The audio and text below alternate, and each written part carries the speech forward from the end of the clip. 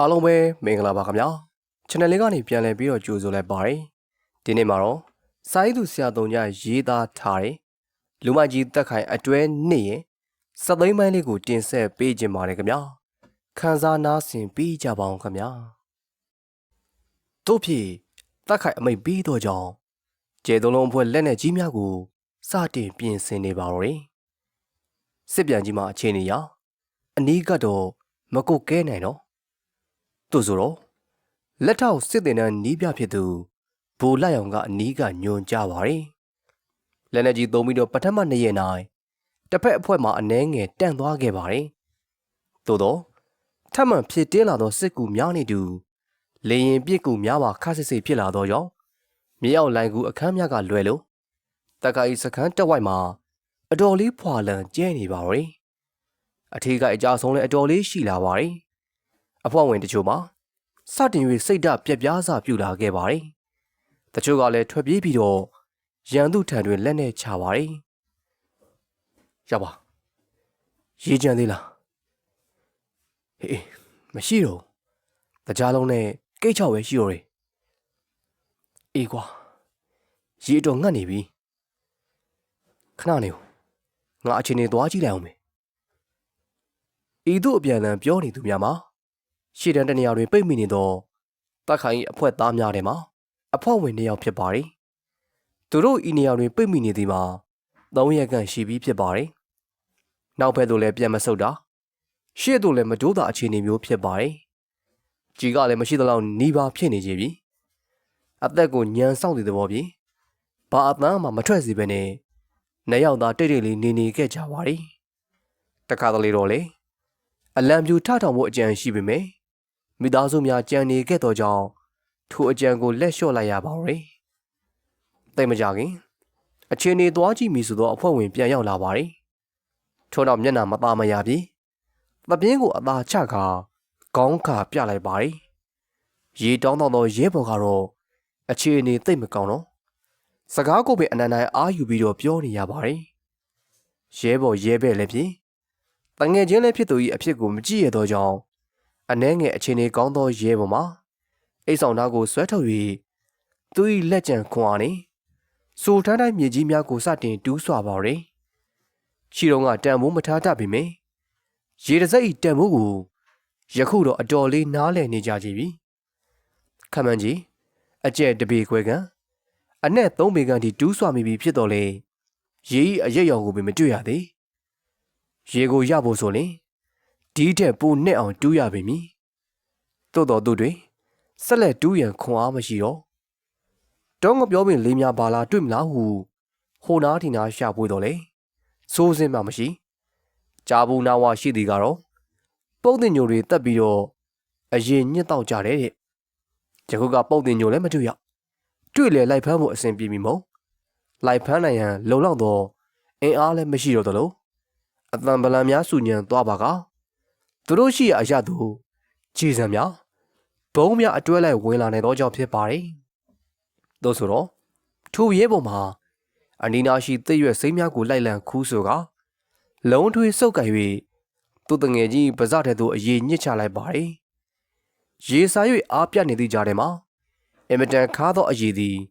လေကြောင်းတို့ဝင်လာသည်။ထိုရဲပေါ်မှာမျက်နှာကြီးရှုံမဲ့သွားပါတော့။သို့တော့အနှဲငယ်တော့ပြီးလေကြောင်းချောက်တက်တာသွားပါရီထို့နောက်မျောလင့်ကျဲမဲ့နေတော့ညာသူတို့တပ်စခန်းရှိရာအရသို့ရီဝေသောမျက်လုံးများဖြင့်လမ်းမြော့ကြည့်နေပါရီနယ်စဘက်ကိုချင်းဟူးဘက်ချမ်းကိုကြည်ကြအောင်ပြဗျာတက်ခိုင်စကားကြောင့်မောင်ငယ်အတော်လေးအံ့ဩသွားသဖြင့်ထိုကဲ့သို့အာမေနိတန်ထွက်ပေါ်လာခဲ့ခြင်းဖြစ်ပါရီဟူးဘက်ချမ်းတစ်ဖက်နိုင်ငံနဲ့လမ်းပြအောင်ဟူးဘက်အချမ်းနေသူတို့ကြီးကြီးမားမားပဏိပခဘာမှမရှိပဲလူနေအိမ်နဲ့အတနိုင်ဆုံးနီးအောင်ပြအသေးပြောက်မရှိရင်ပိုကောင်းမယ်ရှိလည်းမတနိုင်ဘူးကျွန်တော်မရှင်းလို့ပါဆရာကြီးဘာဖြစ်လို့မောင်ငယ်ငါပြောတယ်လို့မင်းကိုရှင်းပြနေဖို့ငါမှအချိန်မရှိဘူးမောင်ငယ်စကားမစုံလိုက်တက်ခိုင်ခမမပြန်ပြောလိုက်တဲ့ဖြင့်မောင်ငယ်တယောက်ဟုတ်ဟုသာပြန်ပြောလိုက်ရပါ ರಿနောက်တနေ့နဲ့ အချိန်က10နိုင်ငံထိုင်းနိုင်ငံမဲဆောက်မြို့နယ်အတွင်းတီရှိသောဗန်ဝင်းမူကြေးရွာတင်သို့မြန်မာပြည်ဘက်မှလက်နက်ကြီးနှစ်ချက်ကြောက်ရောက်နေသဖြင့်လူနေအိမ်တချို့ပျက်စီးသွားခဲ့တယ်လို့အသေးအပြောက်မရှိခဲ့တော့ညာအပြင်းထန်ထိခိုက်ဒဏ်ရာရရှိသူများရှိသွားခဲ့ပါတယ်။သို့ဆိုတော့နှစ်ဖက်အာဏာပိုင်များပြဿနာထတဲ့ကြပါရယ်။နှစ်နိုင်ငံအရေးထက်စားလင်တက်ခိုင်အဖွဲ့၏အရေးမှာမပြောပလောက်သဖြင့်ထိုးစစ်ဆင်နေမှုများခိတ္တတန်သွားကနယ်စနှင့်အနီးဆုံးတပ်ဖွဲ့တချို့ပြန်လည်ဆုတ်ခွာသွားပါရယ်။တစ်ဖက်အချမ်းတွင်လက်နက်ကြီးများအစင်သင့်တပ်ဆင်ထားခဲ့သလိုနောက်တစ်ခါထားဖြစ်လင်အချိန်မရွေးပြန်ပြည့်မီသဘောရှိသောကြောင့်ဖြစ်ပါရယ်။သို့ဆိုတော့တက်ခိုင်အနှဲငယ်အသက်ရှူချောင်းသွားခဲ့ပါရယ်။ညံနေညံနဲ့သုံးတယ်ပဲပြောကောက်ကြည့်တယ်ပဲဆိုအချစ်နဲ့စစ်မှာမတရားတာမရှိအနိုင်ရဖို့သာအရေးကြီးပါရယ်။တို့ပြီလွန်စွာဤသောဆောင်းရသည့်လေသို့တဖြည်းဖြည်းချီးနှင်းဝင်ရောက်လာသည်နှင့်တူခေါင်းဆောင်ကိုအသေးပြစ်ကဖမ်းဆီးရမိတော့လေတပ်စခန်းတစ်ခုလုံးကိုအမြင့်ပြချေမြုံးနိုင်ခြင်းမရှိဘဲနဲ့ကောက်ရိတ်ခြင်းစစ်စင်ရေးမှာအနှဲငယ်ဤလေလေဖြစ်လာခဲ့ပါတယ်။ထို့ပြင်တခြားသောအရေးကိစ္စများလည်းထပ်မံပေါ်ပေါက်လာသဖြင့်ကြံရှိသောတက်ခိုင်၏အစွဲပွားများကိုချေမုံရန်အထူးတပ်ဖွဲ့တစ်ခုထပ်မံဖွဲ့စည်းလိုက်သည်မှလွယ်၍ရခင်လိုအားကျိုးမှန်တင်မရှိရောကြံရှိသောတက်ခိုင်အဖွဲ့ကိုမောင်ငယ်ကတရားဝင်ဆက်လက်ဦးဆောင်၍စစ်ပြန်ကြီးကထိတ်တန့်အကြံပေးရာရှိပြီးတာဝန်ယူခဲ့ပါတယ်။ထို့နောက်နေမြေနေထားရာပုံမူလုံခြုံသောနေရာတစ်ခုသို့ဂျားကန်အကူအညီတချို့ဖြင့်ရွှေ့ပြောင်းခဲ့ကြပါတယ်။ရခင်စကန်းချခဲ့သောနေရာကအမတ်တရများနေသူတစစီဖောက်ခွဲပြက်စီးပြီးတော့ထားရခဲ့လိုက်ကြပါရယ်။နှမျောပေမဲ့လည်းမတတ်နိုင်။တက်ခါ၏ညီကိုတပြည့်ရည်များဖြစ်ကြသောရခိုင်ကြီးမင်းစာဘဲလီမင်းသူတို့၏တရင်ကိုစိုးစင်းများမကြရတော့တိုက်ပွဲတစ်ခုတွင်မင်းစာကျသွားသည်ဟုတည်င်းသက်သက်ထွက်ပေါ်လာခဲ့တော်လေတရားဝင်အတီးပြုတ်နိုင်ခြင်းတော့မရှိခဲ့။လက်ဖိုင်မှာသူ့ဆရာစစ်ပြန်ကြီးအနားတွင်သစ္စာရှိစွာကြံနေခဲ့နေအဖို့ဤအရေးပါသောလူတစ်ယောက်ဖြစ်မှမသိဖြစ်လာခဲ့ပါလေ။ဆလီတို့မဲလုံးတို့ကလည်းမထူးစခင်းပြီးတော့ကြံနေခဲ့ကြပါလေ။တို့ပြင်တက်ခိုင်ကြံရှိသောအဖွဲ့သားများကိုကြစ်လက်စွာစုစည်း၍ WAO ဝီအာဝန်ဟုအမည်ပေးကရခင်ခတဲ့ဘူမိုတာလုံသောအင်အားတရဖြစ်လာရန်မောင်ငယ်တယောက်အစွမ်းကိုစူးစမ်းခဲ့ပါသည်။သူ၏အမည်ကိုလည်းဘူမူကြီးစောရောက်အောင်အဖြစ်ပြောင်းလဲခဲ့ပါသည်။အခြေအနေအရနေမြေအတွင်းပန်းခင်းတချို့ကိုလည်းစိုက်ပျိုးခဲ့ရပါသည်။နောက်ပိုင်းတွင်သူတို့အဖွဲ့ကိုအစမတန်အင်အားတိုးပွားလာစေပြီးအလက်အပြောင်တရက်ကလည်းဖြစ်ပေါ်လာခဲ့ပါသည်။အားလာမှာသူ့ကိုရှောင်းအောင်ကိုအသေးလဲမုံတီးခဲ့သည်မှမှန်တော့လေအစပိုင်းတွင်တက်ခိုက်အဖွဲ့တဲ့သူရိုးရိုးရှင်းရှင်းဝင်ရောက်လာခဲ့ခြင်းမို့ပဲနဲ့အခွင့်အရေးပေးပါကဦးလေးဖြစ်သူအတွက်လက်စားချရန်ကြံစီထားသူဖြစ်ပါတယ်။သို့တော့တက်ခိုင်ရှိတွင်ရခိုင်ကြီးတယောက်လုံးကာစီလုံနေသည့်ပြင်နောက်ပိုင်းတွင်တက်ခိုင်စိတ်ရင်းအမှန်ကိုသိလာသောအခါမှာသူမ၏စိတ်ကူးတို့ပြောင်းလဲခဲ့ရပါတယ်။အထူးသဖြင့်ငထုံးတို့လင်မယားအသက်ခံရစဉ်တုန်းကသူမကိုယ်တိုင်စိတ်မကောင်းဖြစ်ခဲ့ရတယ်လို့ရခိုင်ကြီးလွတ်ကာစားတက်ခိုင်ရှိရာရွှေတော်မော်ဘက်သို့လိုက်ပါသွားခဲ့ခြင်းကလေတက်ခိုင်စိတ်ရင်းအမှန်ကိုပုံမသိရှိရာရှုံးလက်ကိုလည်းလွန်စွာခင်မင်ခဲ့ရပါတယ်။ထို့ကြောင့်သူမ၏ကြံစီကိုလုံးဝစွန့်လွန်ကာပြီးခဲ့တာတို့လည်းပြီးပါစီတော့ဟုနှလုံးသွင်း၍သဘောယိုပြီးတက်ခိုင်၏မြေပေါ်လုပ်ငန်းတွေကိုဦးစီးလုပ်ကင်ဆောင်ရွက်ပေးခဲ့ပါတယ်။အသက်နည်းနည်းရလာသောအခါမှာရခင်ကလိုလှုပ်ကြံတာတွေတပ်ဖြတာတွေပြီးမကျင်လည်ခြင်းတော့ပဲနဲ့လင်နဲ့သားနဲ့တကယ်တတ်ဝမိသားစုဘဝလေးကိုထူထောင်လိုစိတ်ရှိလာခဲ့ပါတယ်။သို့တော့သူမကံမကောင်းခဲ့သူမသည်ကလေးမရနိုင်ဟုတက်ကန်ဆရာဝန်ကြီးစစ်ဆေးကြရာသိခဲ့ရပါတယ်။သို့ပေမဲ့ရခိုင်ကြီးကတော့မြစ်တာမပြည့်ကြီးမရတော့အလုတ်ရှုပ်တက်တာပေါ့ကွာဟုပြီးသူမကိုပြန်လဲပြောခဲ့ပါတယ်။စိတ်ရင်းအတိုင်းပြောတာလားသူမစိတ်ချမ်းသာအောင်လီဆယ်ပြီးတော့ပြောတာလားတော့ရခိုင်ကြီးပဲသိလိမ့်မည်ယခုလည်းအားလန်ကြောင့်တက်ခိုင်မြေပေါ်စီးပွားရေးများကိုဆက်လက်လုပ်ကိုင်ရန်မြဝတီတွင်ကြံနေခဲ့ပါတယ်ပရိပက္ခများပြဿနာများမှာသူမနှင့်လုံးလုံးမသက်ဆိုင်သဖြင့်အနှဲငယ်မေးမြန်းခံရသည်ကလွယ်လို့သူမသည်အနောင်ဖွဲ့ကင်းခဲ့ပါတယ်အလုံးစုံကင်းသည်တော့မဟုတ်စောင့်ကြည့်သူတွေတော့ရှိပါတယ်တိုးကြောင့်ရခိုင်ကြီးကိုသူမစီကိုမလာရန် လွတ်ဝဲအကြောင်းကြားခဲ့ပါတယ်။အက်စတာမှာသူ့ဦးလေးရှိရာဒလသို့ပြန်လည်ရောက်ရှိသွားပါတယ်။အစပိုင်းတွင်လင်ဖြစ်သူ၏သတင်းကိုမကြားတဲ့အတွက်တငုံကိုတီရီဖြစ်နေခဲ့ပါတယ်။သို့တော့မင်းစားစီကဖုံးဝင်လာပြီးနောက်မှာတော့ပြန်လည်ပြုံးရွှင်ရွှင်ဖြစ်လာကသိမကြခင်ဖြူဖြူဖွေးဖွေးနေလုံစွာချစ်စပွဲကောင်းသောသားလေးတစ်ယောက်ကိုအောင်မြင်စွာမွေးဖွားနိုင်ခဲ့ပါတယ်။မင်းစားမရှိတော့လေစောကြီးမှာသူ့တူမနဲ့သူ့မိကိုကောင်းမွန်စွာစောင့်ရှောက်ထားပါတယ်။အသက်အရွယ်အတော်လေးရလာပြီဖြစ်ပြီးစောကြီးတယောက်ရခင်ကလို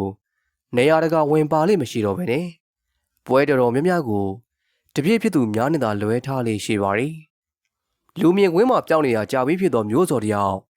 ရန်ကုန်သို့ပြန်လည်ခြေချလာခဲ့ပါတယ်။ရောက်မဆိုင်ပြီးစစ်ကြောရေးသို့တန်းဝင်လိုက်ရပါသေးတယ်။သို့တော်ကြိုတင်စီစဉ်ထားသောတပ်တွေများအခိုင်အမာပြနိုင်သဖြင့်လွတ်လွတ်ကျွတ်ကျွတ်အပြင်သို့ပြန်လည်ရောက်ရှိသွားခဲ့ပါတယ်။အပြင်ပြန်ရောက်ချင်းတည်င်းစိုးတစ်ခုကလည်းသူ့ကိုစောင့်ကြိုနေပါတယ်။တခြားတော့မဟုတ်မဲကြီးတယောက်အလျှော့ခံလိုက်ရတယ်။လျှော့လိုက်တဲ့သူကလည်းနောက်ပေါက်တွေကတယောက်ဖြစ်ပါတယ်။တောက်ထောက်ကြည့်နေသောမျက်လုံးတွေလွန်စွာမှများပြားနေသည့်အချိန်ဖြစ်သောကြောင့်မျိုးစော်အန်ကိုသာတင်းနေအောင်ကြိတ်ထားခဲ့ရပါတယ်။သူ့အနေဖြင့်ဘာမှလှုပ်ရှားဖို့အခွင့်မသာသေး။အင်းစိန်ကတက်သစ္စာစားတချို့ကတော့မျိုးစော်ပြန်ရောက်လာပြီးအနှဲငယ်ငြိမ်သွားကြပါတယ်။ရွှေပြည်သာ group ကတော့ဇောင်းကြွပြီးရင်ကြွလာခဲ့ကြပါတယ်။အပွင့်အင်အားကလည်းအတော်တောက်ပါတယ်။ကိုပီတာကြီးကတော့မျိုးစော်ကိုတတိတရာလာရောက်နှုတ်ဆက်ရှာပါတယ်။ကိုပီတာတော့တက်ကြီးပိုင်းတဲ့သို့ချီးနှင်းဝင်ရောက်နေကြပြီ။တို့ပြီရက်ကိုလှစားလကိုနှိစကဘာလို့နေလေးနေတာဟူသောကာလတစ်ခုသည်ထပ်မံကုံဆုံးသွားခဲ့ပါတော့။မော်ရီရှတ်နိုင်ငံအိန္ဒိယသမုဒ္ဒရာ၏အနောက်ဘက်တောင်ပိုင်းတွင်တည်ရှိသောကျိုးနိုင်ငံလေးတစ်ခုဖြစ်ကနိုင်ငံတကာစီးပွားရေးလောကတွင်သက်စင်ကာပူရောအာဖရိက၏စင်ကာပူဟုတင်စားကြပါသည်။အာဖရိကတိုင်းအရှေ့ဘက်ကမ်းရိုးတန်းမှာကီလိုမီတာ2000ခန့်အကွာတွင်တည်ရှိပြီးတော့မန်နဂရက်စကကျိုးအရှေ့ဘက်နှင့်ကီလိုမီတာ850ခန့်ကွာဝေးကမြန်မာနိုင်ငံနှင့်ဆိုလေကီလိုမီတာ9900ဝန်းကျင်မိုင်ပေါင်း3665မိုင်ဝန်းကျင်ကွာဝေးပါတယ်။လူဦးရေ1.3 သန်းဝန်းကျင်ရှိပြီးတော့အများစုမှာအိန္ဒိယနွယ်ပေါင်းများဖြစ်ကတရုတ်လူမျိုးများအာဖရိကလူမျိုးများနဲ့တခြားသောလူမျိုးများလည်းရောနှောနေထိုင်ကြပါတယ်။မတူညီသောဘာသာအသီးသီးကိုကိုးကွယ်သူများစုပေါင်းနေထိုင်ကြသောညလွန်စွာစည်းကမ်းကြည်၍လူအခွင့်အရေးအပြည့်အဝရရှိသောနိုင်ငံဖြစ်ပါတယ်။ဘေးပတ်ပတ်လည်းတွင်ပင်လယ်ကြီးများသမုဒ္ဒရာကြီးများဝန်းရံထားသလိုကျိုးမော်တွင်လည်းတောင်ကုန်းတောင်တန်းကြီးများကခန့်ညားထဲဝါစွာနေရာယူထားပါတယ်။ကမ္ဘာပေါ်တွင်ကျွန်းသို့မဟုတ်ကျိုးစုနိုင်ငံများနှင့်ပတ်သက်လျှင်လူများစုမှာမော်ဒိုင်ပါလာဝမ်ဟာဝိုင်အစရှိသည့်တို့ကိုသာတတိပြုမိတတ်ကြပါတယ်။ကမ္ဘာအလှဆုံးကမ်းခြေများဖြင့်တင်စားတတ်ကြပါတယ်။တို့ရတွင်မော်ရီရှတ်သည်ကထိုဒေသများထက်သာလွန်လှပသောနောက်ဝက်ထားသည့်နေရာဖြစ်ကြောင်းကိုတော့လူနည်းစုသာသိရှိကြပါတယ်။အိန္ဒိယနှင့်ပိုနီးသည်ဟုထင်ရသောညပထဝီနိုင်ငံရဲ့အရာအာဖရိကထဲအကျုံးဝင်ပါတယ်။မော်ရီရှတ်ကျွန်း၏အနောက်ဘက်ကမ်းခြေတွင်Flint and Flick ဟူသောကြီးရွာလေးတစ်ခုတရားရှိပါတယ်။ရခိုင်ကတန်ငါရွာလေးဖြစ်ခဲ့သောညနောက်ပိုင်းတွင်တိုရီဇင်များကြောင့်ဖွံ့ဖြိုးတိုးတက်လာပြီးတော့ resort, restaurant, hotel အစရှိသည့်တို့စီကားကားဖြစ်ပေါ်လာခဲ့ပါတယ်။သို့သောကျိုးမော်ရှိတခြားနေရာများတဲ့ဆာလင်လွန်စွာအေးချမ်းတိတ်ဆိတ်ပြီးတော့ကျွန်းရဲ့စံသားမှချက်ရာရွာအဖြစ်သာဆက်လက်တည်ရှိခဲ့ပါတယ်။ Flat and Flash ရွာ၏အနောက်ဘက်ရိုးရိုးမိုင်ဝက်ခန့်အကွာတွင်ကျန်ဆိုင်ခင်းကြီးတစ်ခုရှိပြီးတော့ထိုဆိုင်ခင်းကြီးအလွန်ကမ်းခြေဘက်တွင်လွန်စွာလှပသောဘန်ဂလိုလေးတစ်လုံးရှိလေပါတယ်။ထိုဘန်ဂလိုနှင့်မနီးမဝေးသဲတောင်ပြင်ပေါ်မှာတော့ဝီစကီပလင်းကိုအလဲတွင်ချက်ကသဲတောင်ပြင်ပေါ်တွင်ဖြစ်သလိုထိုင်၍စကားလက်ဆောင်ကြနေသောလူတစုရှိပါတယ်။အချိန်ကိုတိတိကျကျမသိပေမယ့်ညနေစီးစာကတော့ပဇွန်စီအောင်တန်းနေကြပြီ။ထိုသူတို့ကသက်ခိုင်ဦးစိန်ညွန်ရခိုင်ကြီးနှင့်မင်းစားတို့ဖြစ်ကြပါတယ်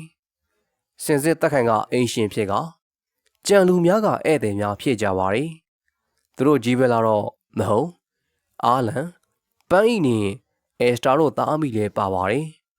သူတို့ကတော့ဘန်ဂလိုရဲတွင်ဖြစ်ပါတယ်ပန်းဤမှာမတွေ့ရတာကြာပြီဖြစ်တော့သူ့မှရှွန်လဲကိုလက်ချင်းချိတ်တာက6လကျော်ပြီအနှဲငယ်မကပူနေပြီဖြစ်တော့ရှွန်လဲဤဘိုက်ကလေးကိုလေသဘောကျစွာပြီခဖွားဖွားပို့တတ်နေပါတယ်သူဆိုတော့အာလန်နဲ့အက်စတာမှာပန်းဤကိုကြည့်ပြီးတော့ပြုံးနေကြပါတယ်မန်မင်းဒီတခါတော့ရှွန်လဲတယောက်တက်ခိုင်ရင်သွေးလေးကိုဝင်လဲထွားရပြီတယ်မမပါလေးလေအထီးလေယောက်ျားလေးတော့လှုပ်ပါမမရေပန်းဤစကားကြောင့်ရှွန်လဲသဘောကျစွာရေမောလိုက်နေအေးညီမလေးဦးလေးကပြောလိုက်ရင်အထီးတွေအမတွေကြီးပဲပြောနေလို့မမလည်းတန်ရောင်လိုက်နေမိရာဒါတဲ့ညီမလေးရောအိမ်တော်မပြုတ်သေးဘူးလားရှုံးလက်ပန်းအင်းကိုမေးလိုက်ခြင်းဖြစ်ပါတယ်